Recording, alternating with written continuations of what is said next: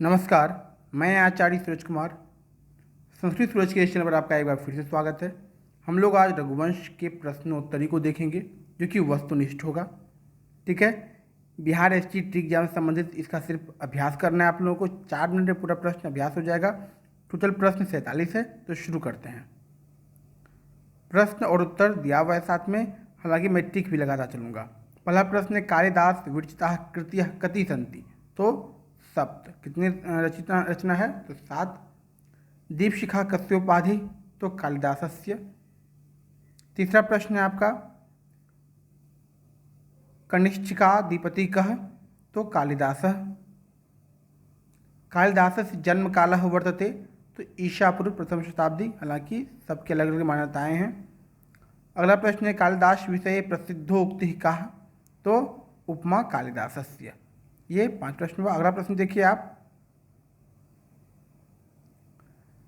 रघुवंशे कति सर्गाः सन्ति? तो 29, 19 सर्ग है। इंदुमती स्वयं वर्णम कुत्रा अस्ति? तो रघुवंशे।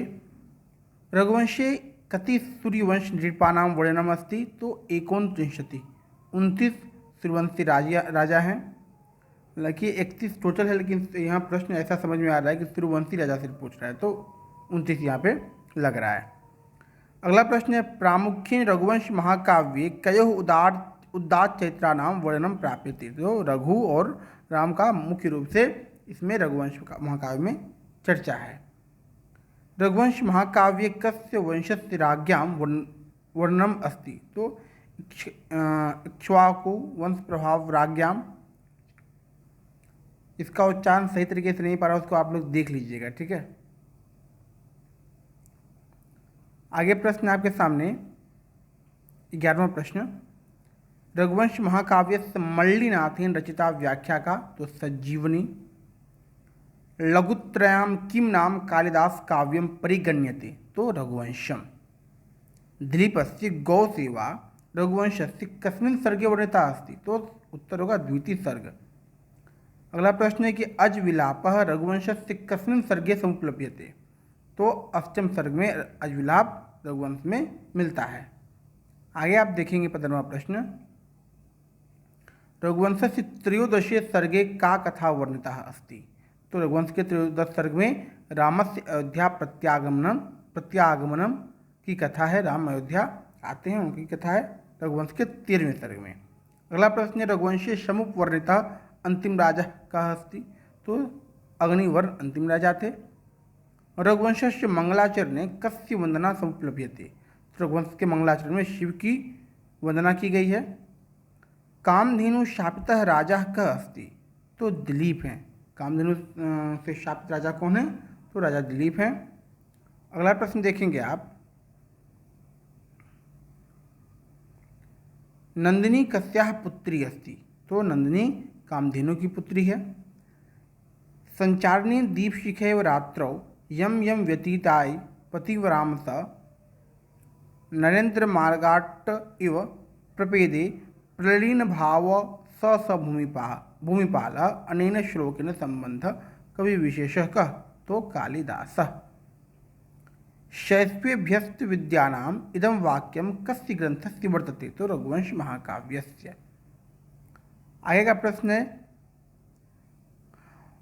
वागार्थ विव संपृक्तो वागार्थ प्रतिपत्तये कस्य ग्रंथस्य इयमुक्ति? तो रघुवंशस्य। आगे आप प्रश्न देखेंगे,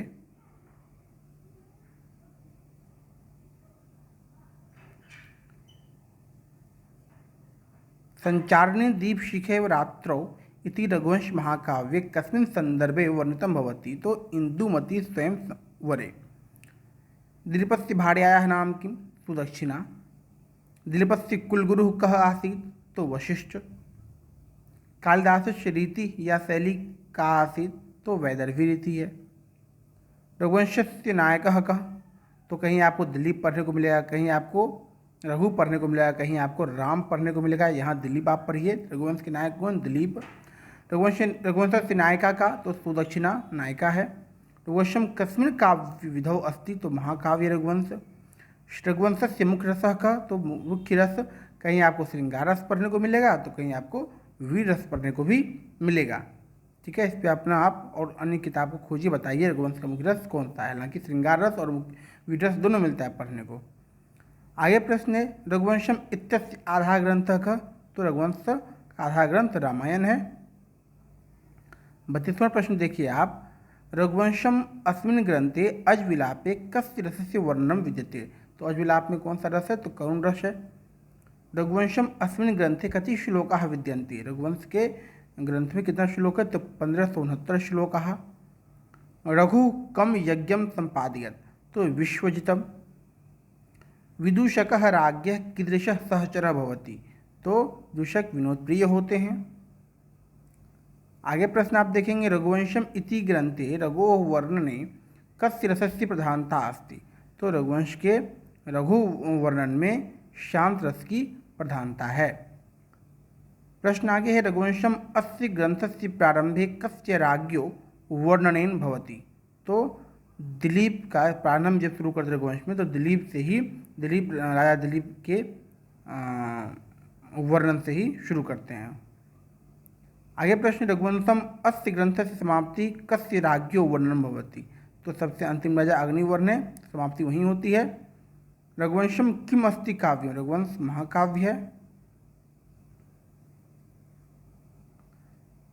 आप फिर प्रश्न देखेंगे अनावृत कपाटम द्वारम देहि इति केन कथितम, तो ये कालिदास का कथन है। आगे प्रश्न है क्व सूर्य प्रभो वंशः कालिदासस्य इयमुक्तिः कस्मिन् ग्रंथे विद्यते, तो रघुवंश महाकाव्ये।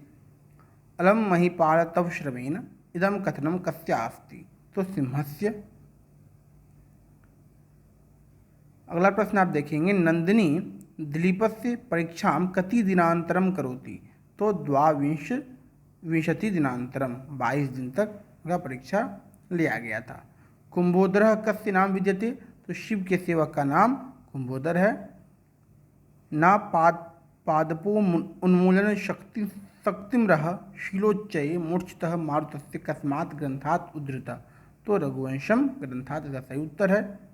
रघुवंशस्य प्रथम राजा कहा आसीत्, तो मनु, प्रथम राजा मनु है, लेकिन शुरुआत भी इसका था कि राजा दिलीप से। जब आप रघुवंश पढ़ेंगे तो राजा दिलीप से ही शुरुआत होती है, लेकिन प्रथम राजा का नाम जब पूछा जाएगा तो मनु बताएंगे आप। आगे प्रश्न है और संभवतः अंतिम प्रश्न है रघुवंश ग्रंथे मुख्य रस का, यही आप इससे पहले भी इस प्रश्न को पढ़ें तो इसमें आप श्रृंगार पढ़े तो, और इसमें फिर पढ़ रहे हैं तो वीर रस पढ़ रहे हैं। ठीक है, इसमें तो अलग अलग मान्यताएं हैं, इसको आप लोग देख लीजिएगा। इस 40 प्रश्न रघुवंश का है। आगे भी हम अन्य पद्य का भी कुमार संभव, मेघदूत, किरातार्जुनीयम, शिशुपाल वध, सबका मैं जितना पद्य है सबका मैं वस्तुनिष्ठ प्रश्न लाऊंगा। आपको ये सेशन कैसा लगा बताइए। मिलते हैं अगले वीडियो में। नमस्कार, धन्यवाद।